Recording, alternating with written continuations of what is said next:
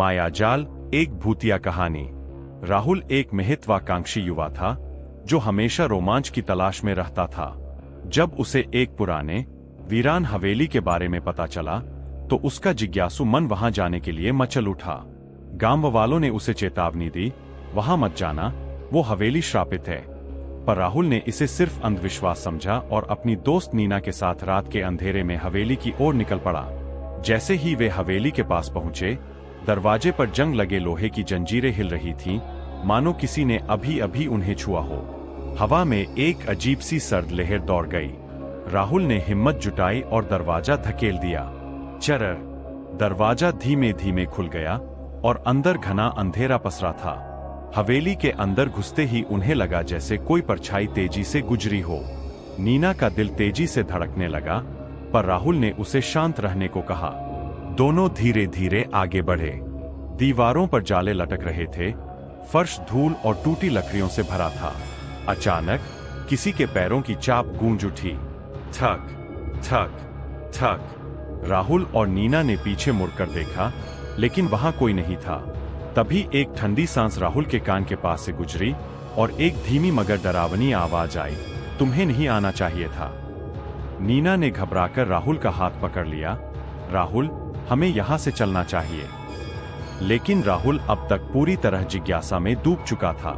उसने अपनी टॉर्च आगे बढ़ाई और तभी एक पुराना, धूल से ढका आईना दिखा। जैसे ही उसने उस पर हाथ फेरा, आईने में उसका अक्स बदल गया। वह खुद को नहीं, बल्कि एक जली हुई लड़की को देख सकता था।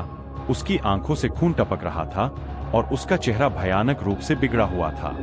राहुल ने घबराकर पीछे हटने की कोशिश की, लेकिन उसकी टांग किसी चीज से टकराई और वह जमीन पर गिर पड़ा।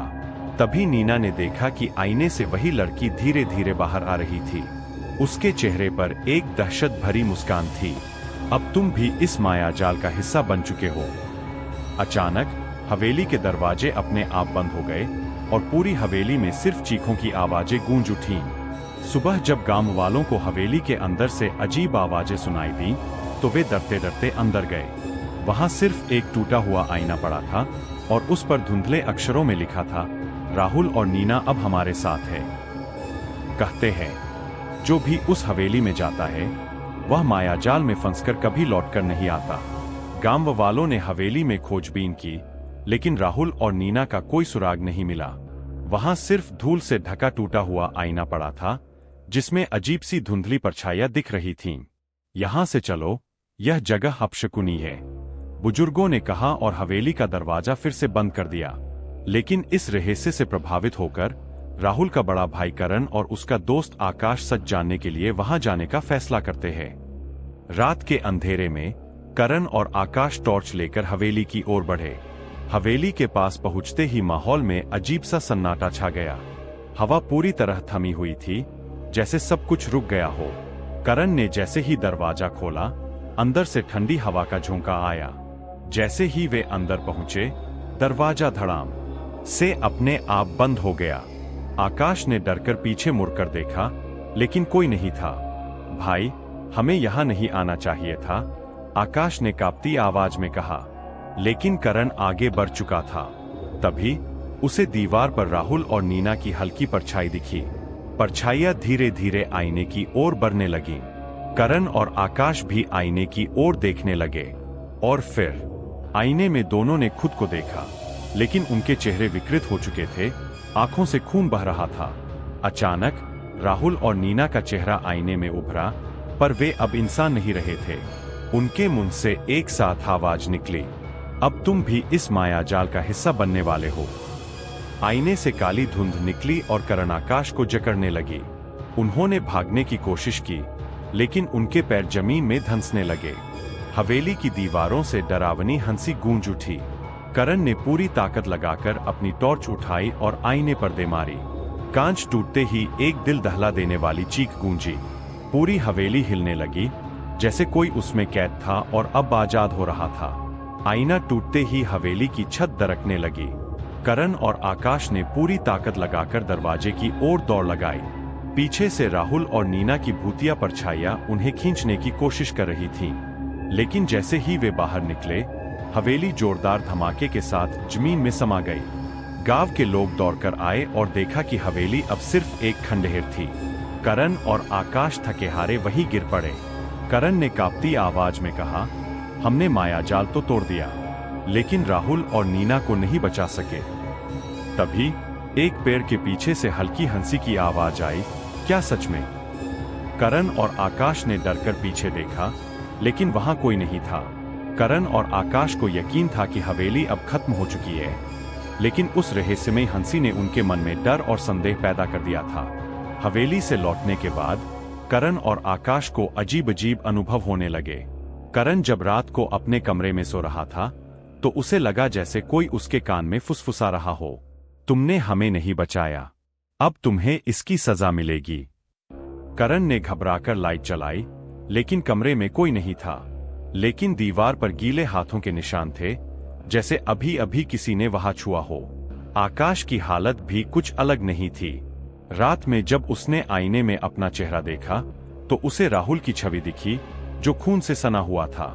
अचानक आईना चटक गया और उसके टुकड़े जमीन पर गिर गए।